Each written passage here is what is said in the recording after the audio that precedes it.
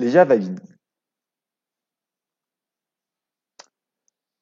Tout d'abord, l'objectif, c'est de rappeler qu'on aura besoin de pouvoir échanger des informations qui vont être transmises entre les servlettes, par exemple, et nos JSP, mais après, les JSP vont devoir également envoyer la traduction de cette information directement au web browser. Donc, pour pouvoir réaliser ça, on aura besoin d'objets un petit peu particuliers qui doivent respecter un certain nombre de contraintes pour pouvoir répondre à ce besoin. Tout d'abord, un Java Bean est considéré comme un composant accessible réutilisable. C'est un simple objet Java qui doit remplir un certain nombre de cahiers des charges. L'objectif va être d'être capable de pouvoir utiliser cet objet pour faire de la persistance, de la communication, mais également de l'introspection, et surtout d'avoir la capacité de rendre ce composant paramétrable. Pour faire tout ça, quelles vont être les contraintes qu'on va apposer à notre classe Java? Tout d'abord, il faut que cette classe Java puisse avoir un constructeur sans paramètres. Pourquoi cette contrainte? Parce qu'il faut que notre JSP, par exemple, ait la possibilité lui-même, sans interaction d'un tiers, de créer ce Java Bean. D'où la nécessité d'avoir un constructeur sans paramètres. Ensuite, on va devoir respecter le fait que notre Java Bean devra être serialisable, qu'on soit capable de le transmettre sur un média en série de communication. Enfin, il faut que l'ensemble de l'accès aux attributs de cet objet Java soit normalisé, sous forme de getter et de setter, qui respectent la norme qui est évoquée ici. Pourquoi cette contrainte? Encore une fois, lorsqu'on va utiliser ces Java Beans au sein des JSP, une notation raccourcie de l'accès à ces attributs va être utilisée. Et cette notation raccourcie va utiliser ces accesseurs normalisés. Enfin, il faut aussi que ces Java Beans puissent émettre des événements en gérant une liste de listeners, d'accord? Donc ça, on verra que ça va être un petit peu plus avancé, un peu plus en marche. Donc vraiment les trois principales contraintes qu'on va avoir si on veut faire un objet Java Bean, c'est on va créer un objet Java classique qui sera serialisable, qui aura un constructeur sans paramètres et au sein duquel l'ensemble de ces attributs, et on va avoir des accesseurs normalisés pour interagir avec.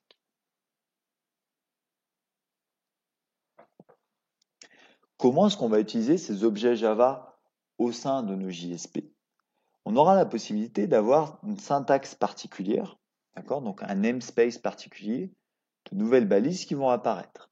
Elles vont nous définir l'ID du bin qu'on a envie d'utiliser, la référence au sein de notre code Java qui permet de définir les propriétés de ce bin.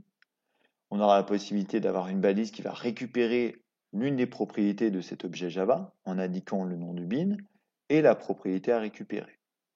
La même opération sera possible pour pouvoir effectuer une modification de valeur d'un attribut de Java Bean. Ici, dans l'exemple, on utilise un bin de type userBean qui aura pour identifiant myUser. Si j'ai envie de récupérer une particularité, un attribut de cet objet, je vais utiliser la méthode, le tag JSP-getProperty de ce Java Bean que j'ai intitulé myUser. Et quelle propriété j'ai envie de récupérer? J'ai envie de récupérer par exemple son âge.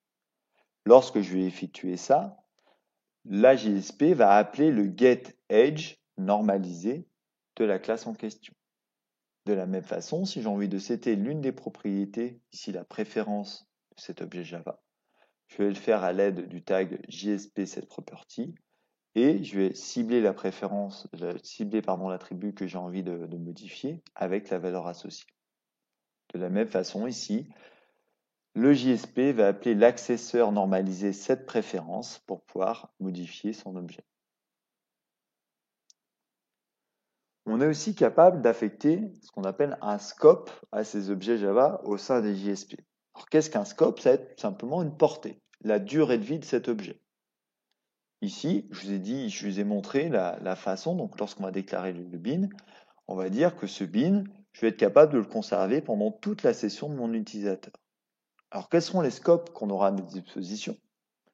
On peut très bien dire qu'on va créer un bin qui sera actif uniquement sur la page courante. Ou encore un bin qui sera actif pendant la phase de requêtage.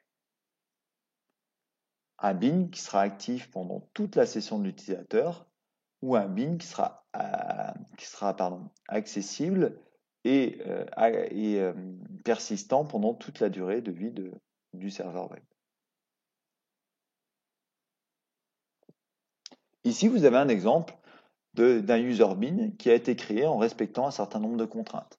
Il est sérialisable, il possède bien un constructeur vide, et l'ensemble de ses attributs sont normalisés par des getters et des setters. Ici, vous avez une représentation d'un JSP qui va interagir avec ce Java bin. Comment est-ce qu'il va le faire? Il va tout d'abord créer un bin session s'il n'existe pas, qui va intituler myUser, et il va le setter à sa création. Il va setter les propriétés de ce bin user à sa création. Lors de l'appel de la page, on va être capable de pouvoir récupérer un certain nombre de propriétés de l'utilisateur et de surcharger ces propriétés si elles n'existent pas. Ici, dans ce JSP, on aura un formulaire dans lequel on va demander à l'utilisateur de rentrer un nom et son surnom, et on va reboucler sur la même page JSP. Qu'est-ce qui va se passer lorsque on va reboucler sur cette page JSP avec les attributs qui ont été transmis en paramètres? On va être capable de pouvoir setter la valeur avec ces attributs ici. Enfin, à la fin de cette page JSP, on affiche les propriétés, les attributs de ce Java bin qui aura une portée pendant toute la session de l'utilisateur. Qu'est-ce qu'on aura comme résultat? Ici, on aura, lors de la première requête, le name et le surname qui ne sera pas seté. Pourquoi? Parce que je vous le rappelle ici, on les a bien setés par défaut à none. Et cette première opération ici vise à récupérer les paramètres transmis dans l'URL pour essayer de modifier les attributs de myUser. Lors de la première utilisation, aucun paramètre n'a été transmis. C'est pour ça qu'on va retrouver l'affichage de ces propriétés à none. Si maintenant je renseigne ces paramètres et je clique sur le OK, on va revenir sur la même page JSP, d'accord? Sauf que cette fois-ci, les paramètres qu'on a envoyés vont être récupérés par ces éléments-là, qui vont mettre à jour mon objet myUser qui est dans la session de l'utilisateur. C'est pour cela qu'on va voir que l'affichage de ces paramètres va être modifié avec l'apparition de Doe et John qui ont été renseignés au préalable.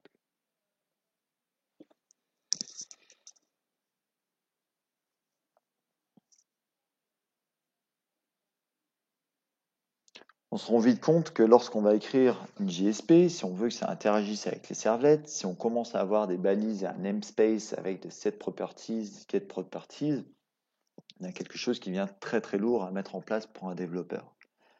Heureusement pour nous, on a vu arriver depuis les JSP 2.2 la possibilité d'avoir des expressions réduites, très courtes, à base de $accolade, qui vont permettre d'accéder très très rapidement au contexte de ces fameux Java Beans, à nos espaces mémoire et aux objets associés.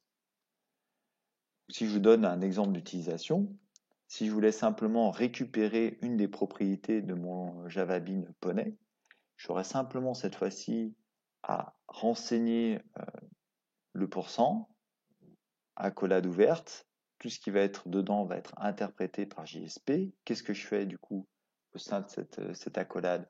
Je récupère l'espace de mémoire session, je vais chercher le Java Bean qui s'intitule Poney et je vais chercher la propriété name de ce Java Bean. Donc vous voyez, contrairement à tout à l'heure, on avait l'usage de tags supplémentaires, chevrons, JSP, etc.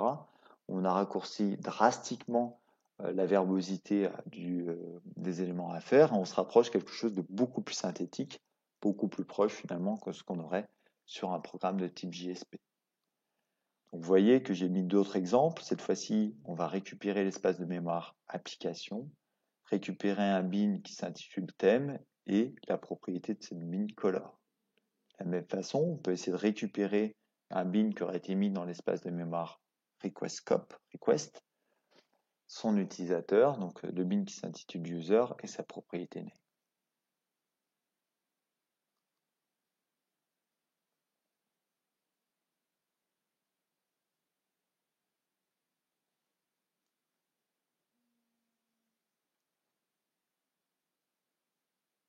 Quelles vont être les bonnes pratiques associées à notre usage de notre serveur web?